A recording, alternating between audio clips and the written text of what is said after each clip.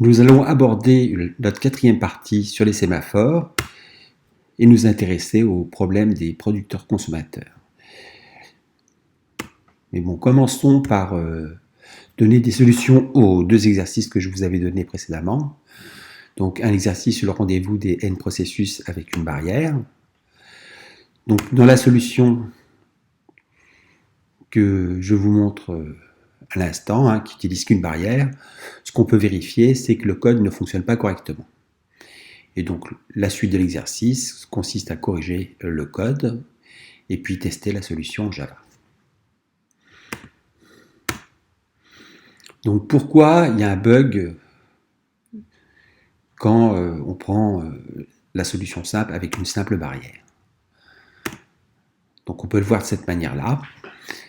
Donc vous avez les trois processus qui disent je bosse en même temps. Et puis vous avez un premier processus qui rentre dans la barrière. Alors on va faire en sorte que ce processus, donc c'est le premier à rentrer, donc le compteur est à 0. Et donc dans la fonction exec, il passe dans la partie silon, il libère mutex et on va le laisser là pour l'instant. On a un deuxième processus, lui, comme le compteur était à 1, il passe à 2, et il suit la même voie, puis on le bloque juste avant P de vas-y. Et le dernier processus, qui va passer la barrière, on va le faire passer jusqu'au bout. Donc comme en passant, il va mettre le compteur à 3, il va passer dans la partie ci, et il va faire 2 fois V de vas-y. Or surtout, les deux autres processus, pour trouver le bug, on va faire en sorte qu'il reste toujours bloqué à P de vas-y. Et ce dernier processus, lui, va pouvoir passer sans problème 2 fois la barrière. Donc ainsi, imaginons que ce soit le processus 3 qui passe 3 fois la barrière, il va se retrouver à faire 4 fois je bosse, alors que les deux premiers processus 1 et processus 2, seraient encore bloqués dans la barrière, ils auraient fait qu'une fois je bosse. Et ainsi, on a une perte de synchronisation entre les trois processus. Alors pour résoudre ce problème-là, qu'est-ce qu'on va faire? Donc on va corriger le code de la barrière, et l'astuce va consister à faire en sorte que éviter que les processus restent bloqués dans la partie sinon juste avant P de vas-y. Pour faire ça, on va empêcher le dernier processus, donc le processus qui arrive dans ci. Lui, ce qu'il va faire, c'est qu'il va faire 2 fois V de vas-y, et il va devoir attendre que les deux autres processus aient fini de passer la barrière. Et c'est pour résoudre ce problème-là, on a introduit un nouveau sémaphore qui s'appelle le sémaphore fin.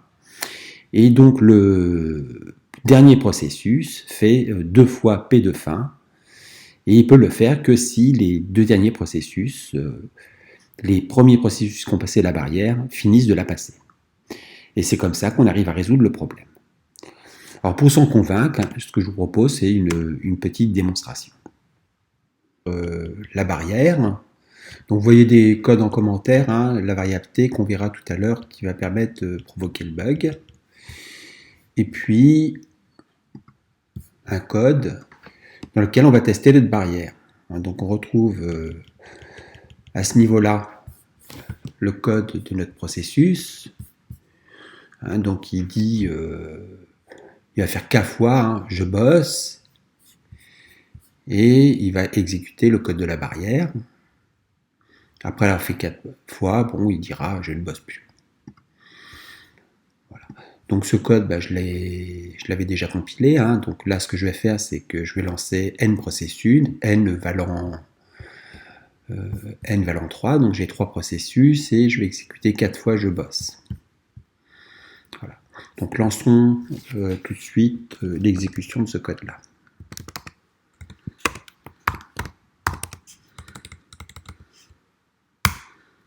Voilà. Donc je vais agrandir un peu la fenêtre. Donc qu'est-ce qu'on s'aperçoit ici, c'est que a priori on a une parfaite synchronisation entre les processus. On retrouve P0, P1, P2 qui dit je bosse. Une fois que les trois ont bossé, c'est le tour de recommencer. Donc ici c'est juste l'indice, comme quoi ici ils en sont à l'indice 0. Là ils le font la fois numéro 1, fois numéro 2, fois numéro 3, puis ils terminent parfaitement en même temps. Donc ce qui semblerait ici, c'est qu'il n'y a pas réellement de bug sur l'algorithme de la barrière. Alors pour provoquer le bug, qu'est-ce que je vais faire? C'est que je vais introduire une variable t que j'ai initialisée à 1000.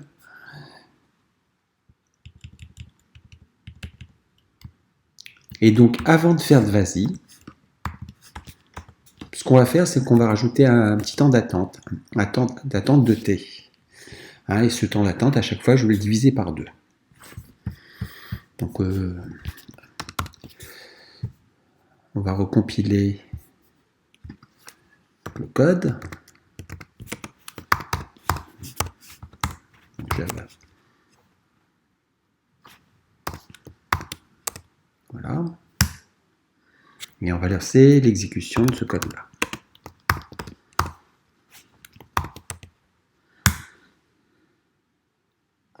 Oui. Donc Java, bug barrière, sans le point Java. Voilà. Et regardons qu'est-ce qui se passe dans ce cas-là. On retrouve bien P0, P1 qui bossent en même temps, le premier coup. Après, c'est P2 qui se met à bosser, P1, et puis à nouveau P2, qui se remet encore une nouvelle fois à bosser. Et il est complètement désynchronisé par rapport à P0, qui lui n'a pas encore bossé au niveau numéro 1, ce qui correspond à un bug. Donc non seulement, donc à la fin, P2 il ne bosse plus, P0 arrive à 2, P1 à 3. Alors, non seulement c'est désynchronisé, mais en plus le système est complètement bloqué. On peut vérifier que dans le cas il y a une désynchronisation, non seulement c'est désynchronisé, mais en plus tout le système se bloque. Donc ce que je vais faire, c'est qu'on va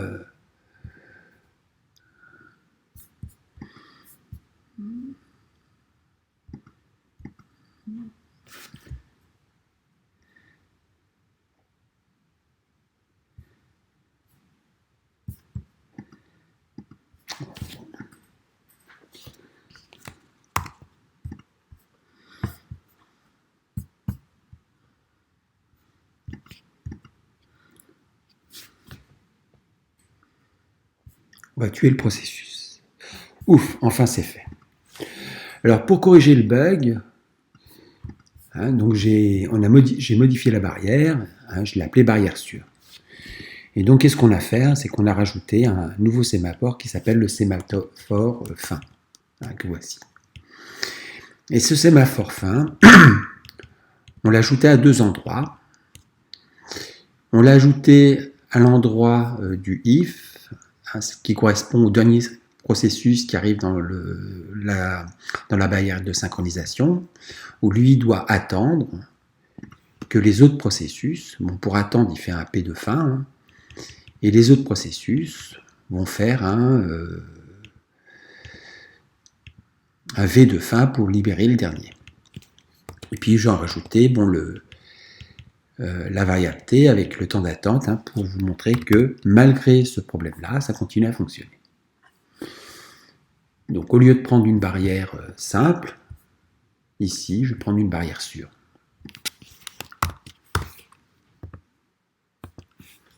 Donc j'ai juste cette partie-là à modifier.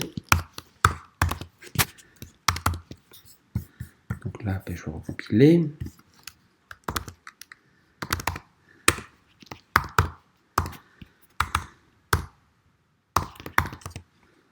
Voilà.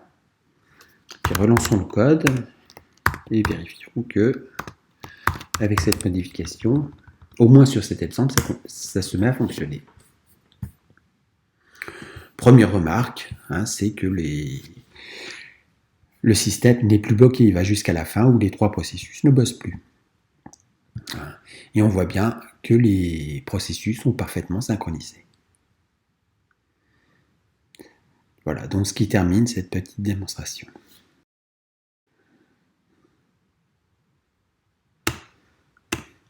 Alors pour le deuxième exercice, il s'agit encore d'un problème de rendez-vous, le rendez-vous de n processus, mais géré par un processus. Donc on introduit un nouveau processus que j'ai appelé RV pour rendez-vous, et on retrouve nos 3 processus.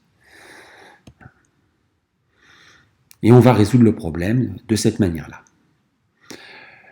Alors, il y a une solution qui est relativement simple, ça consiste à introduire 2 sémaphores. Donc voici là une solution possible, j'introduis 2 sémaphores, un sémaphore début, un sémaphore fin. Chacun des processus commence par dire « je bosse », ils font V de début. Donc c'est comme s'ils envoyaient un message au processus rendez-vous. Donc tout le monde le fait. Et au niveau du rendez-vous, qu'est-ce qui se passe c'est que lui, il attend, dans notre cas particulier, 3 V de début, donc en faisant P de début. Et une fois qu'il les a reçus, il renvoie à chacun des processus un V de fin. Et ainsi de suite, et de cette manière-là, a priori, on a correctement synchronisé les processus. Par contre, cette solution, elle ne marche pas, pour les mêmes raisons qu'on avait un bug lorsqu'on n'utilisait qu'une barrière simple. Donc, imaginons qu'on ait nos 3 processus. Donc, le premier processus, les 3 processus vont jusqu'à V de début, ce qui permet de libérer le premier processus, le processus rendez-vous. Ils peuvent faire n fois P de début. Et ils se retrouvent à faire n fois V de fin. En faisant n fois V de fin, donc 3 fois V de fin, on peut tout à fait imaginer que le processus 3, lui, si on le laisse exécuter, il peut exécuter 3 fois le P de fin. Et ainsi, ça provoque une désynchronisation entre ce processus et les autres. Lui, il aura fait 4 fois je bosse, alors que les proc 1 et proc 2 l'auront fait qu'une fois. Alors, une solution simple pour résoudre ce problème-là, ça consiste à simplement introduire un nouveau sémaphore. Donc on a fin de 0, il y a une petite erreur, il y a fin de, c'est pas de 2, c'est de 1, qu'on introduit, et de manière alternée, le rendez-vous fait V de fin de 0, fin de 1 et fin de 0. Et de cette manière-là, ça résout parfaitement le problème. Donc pour s'en convaincre, je vous propose une petite démonstration. Là, ce qu'on retrouve, c'est nos 2 sémaphores qu'on a appelés début et fin. Donc le processus rendez-vous, lui, qu'est-ce qu'il fait? C'est à chaque fois, il va faire un P de début pour attendre un message de chacun des processus qui va rentrer en synchronisation. Et il va faire un V de fin pour libérer ces processus. Donc il va faire ça K fois. Et chacun des processus va dire K fois, je bosse. Il va envoyer au processus rendez-vous un message début en faisant un V de début. Et enfin un P de fin. Donc là on retrouve en commentaire ce qui va nous permettre d'introduire le bug de cette solution simpliste. Et donc dans le programme principal, on crée ce processus rendez-vous et on crée n processus, n valant 3. Donc regardons le code, exécutons le code, donc je venais juste de le compiler. Barrière. Regardons qu'est-ce qui se passe. Donc c'est comme tout à l'heure, a priori tout semble fonctionner correctement. Donc les processus bossent en même temps, donc un indice 0, indice 1, 2, 3, jusqu'à ce qu'il ne bosse plus. Donc, tout semble aller correctement. Donc, qu'est-ce qu'on va faire pour introduire le bug? C'est rajouter cette petite variable t. Voilà.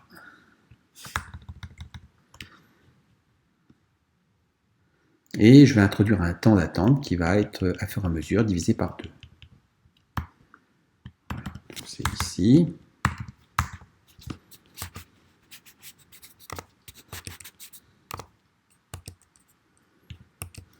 Voilà. Donc, je recompile.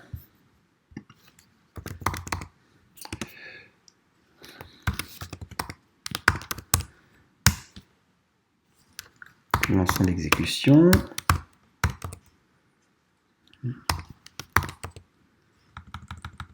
Voilà. On s'aperçoit déjà d'une chose, c'est que le programme ne termine pas. Et en plus, ce que vous voyez, c'est qu'il y a une désynchronisation. Donc au début, tout se passe bien, ils bossent tous à l'indice 0. Seulement P1 et P2 bossent à l'indice 1, puis après c'est au tour de P2 de bosser à l'indice 2. Ce qui fait qu'il est complètement désynchronisé par rapport au processus 0. Et puis à la fin, P2 lui arrive à terminer alors que les deux autres sont bloqués. Alors pour corriger ce problème, déjà on va essayer de tuer ces processus. Voilà. Donc ça c'est réglé. Je vais introduire un nouveau sémaphore qui je vais appeler fin 1. Donc je vais dupliquer ici. Voilà, donc on a notre sémaphore fin 1. Au niveau de l'exécution, ici, je vais faire 2 fois ce code-là. Une fois avec fin et la deuxième fois avec fin 1. Voilà. Et puis je vais faire la même chose au niveau des processus. Je vais alterner l'utilisation de fin en utilisant ce que je vais appeler fin et puis fin 1. Et puis même je vais laisser les temps d'attente.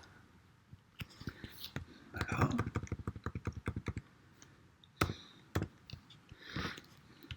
Voyons. Voilà, fin 1 est ici.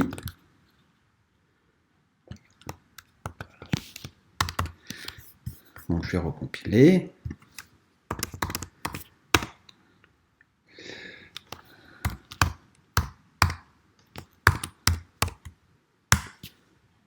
Voilà, donc on a de la chance, ça compile bien.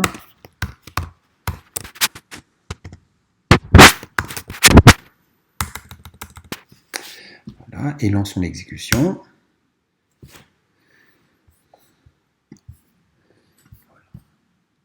Donc qu'est-ce qu'on constate?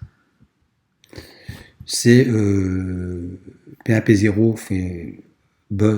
font le buzz d'indice 0, qui refont un buzz d'indice 0, vu que j'ai dupliqué le code. Indice 1, 2 fois, indice 2, 2 fois, 3 fois, et puis après, il ne bosse plus. Donc, ce qui corrige complètement ce qui résout complètement notre problème de synchronisation. Donc là, la solution consistait pour corriger le bug, dupliquer les exécutions en utilisant 2 sémaphores différents pour les sémaphores fins.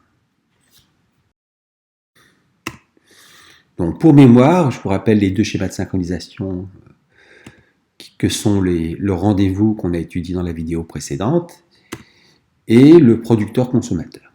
Donc c'est le sujet de cette vidéo. Alors dans le producteur-consommateur, quel est l'objectif? L'objectif, c'est qu'à chaque fois qu'il y a un producteur produit, le consommateur peut consommer. Ce qui introduit une synchronisation entre, donc vous voyez, le producteur produit A, ce qui provoque la consommation du produit A par le consommateur. Ce qui est important au niveau du schéma de synchronisation, c'est qu'on ne peut pas consommer quelque chose qui n'a pas été produit. Donc pour réaliser de cette synchronisation, il suffit d'introduire juste un sémaphore. Ce sémaphore, vous pouvez le voir comme un buffer de message. Le fait de faire de V de messe, c'est comme si j'envoyais un message. Et P de messe, c'est comme si je recevais un message. Ainsi, le producteur, lui, dit j'envoie, il fait V de messe, et ainsi de suite. Et le consommateur, lui, fait P de messe, et je reçois, et ainsi de suite. Ce qui résout parfaitement le problème. Alors, on va s'intéresser à un cas particulier, c'est le cas où les messages sont envoyés simplement en utilisant un buffer de taille 1. Donc, qu'est-ce qui est important là? C'est que pour envoyer un message, maintenant, qu'est-ce qu'il faut? C'est que le message soit consommé. Or, ça se fait de manière relativement simple. Il suffit d'introduire un nouveau sémaphore que j'appelais ACK pour accusé de réception. Donc, le nouveau programme donne pour le producteur j'envoie, je fais V de messe, ce qui correspond à l'envoi d'un message, et P de ACK, c'est simplement le consommateur qui m'envoie un message pour me dire qu'il a bien reçu le message, et ainsi de suite. Et pour le consommateur, c'est relativement symétrique. Il fait P de messe pour dire que il reçoit le message. Donc après il dit je reçois. Et V de ACK pour dire qu'il a bien reçu.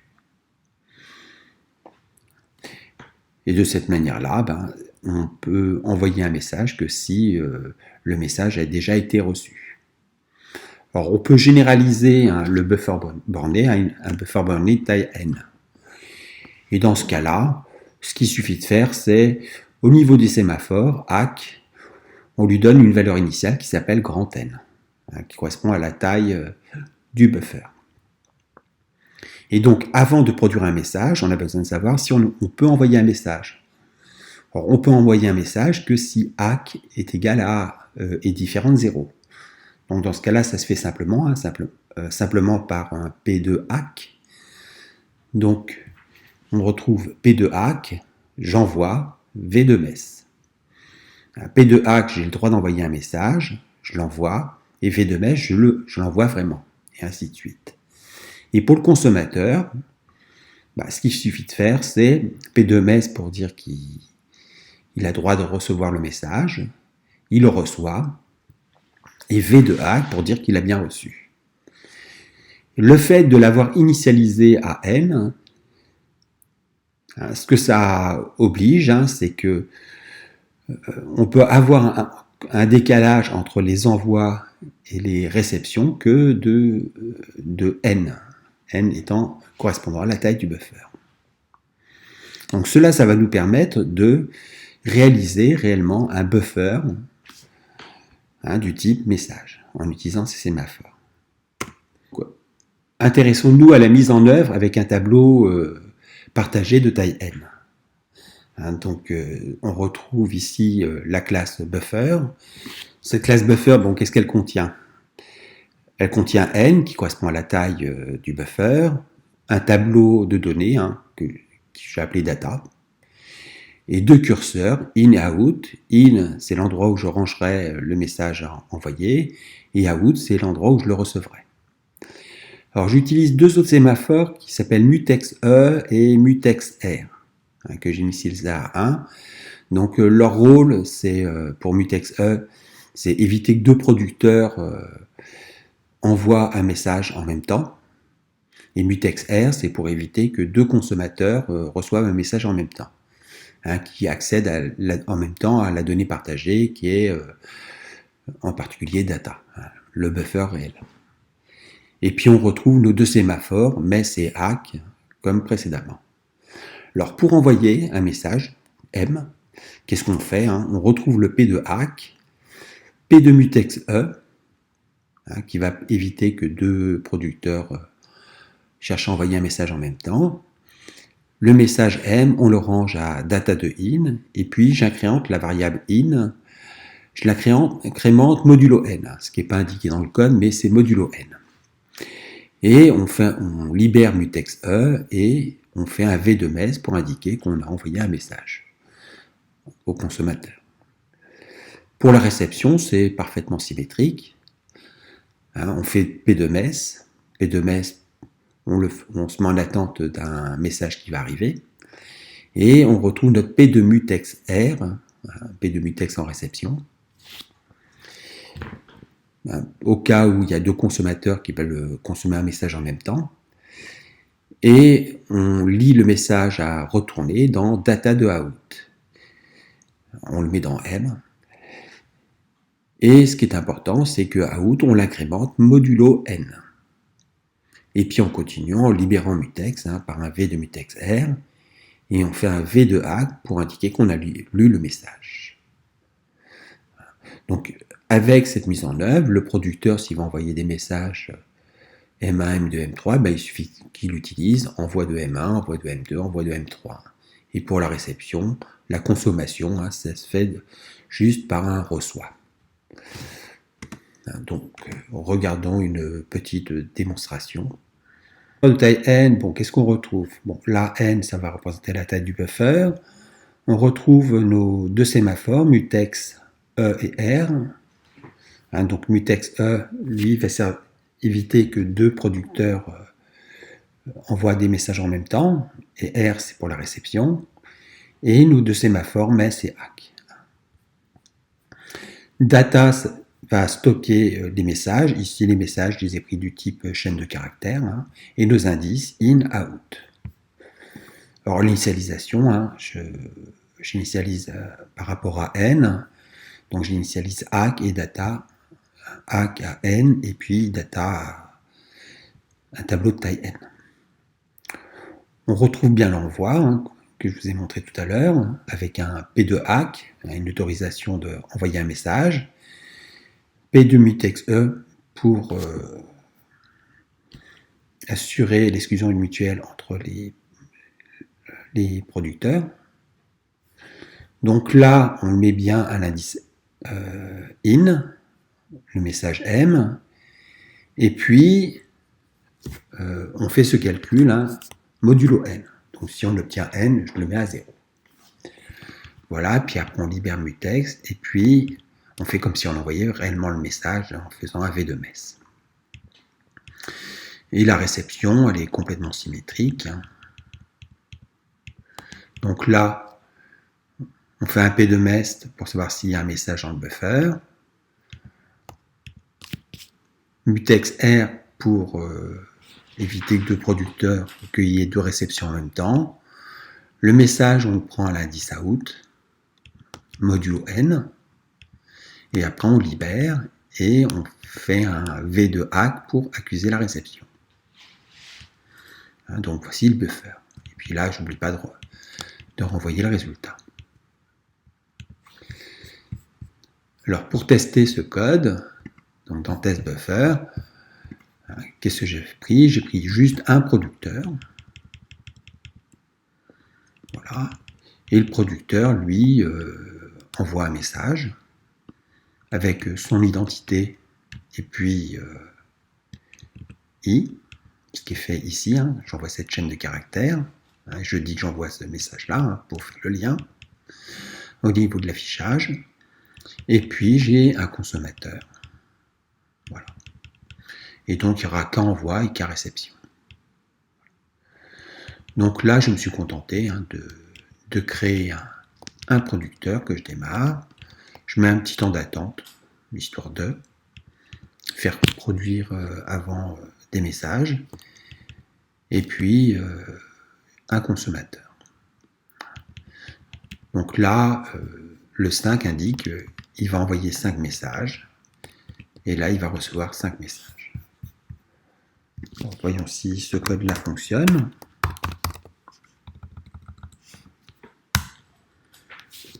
Donc, qu'est-ce qu'on voit dans la simulation? Le producteur, lui, envoie un message, le message prod 0. Il envoie le message prod 1. Et le consommateur reçoit vraiment bien le message prod 0 qui a été mis dans le buffer. Donc là, c'est cohérent. Le producteur lui envoie le message 2. le consommateur lui envoie le deuxième message qui a été envoyé par le producteur.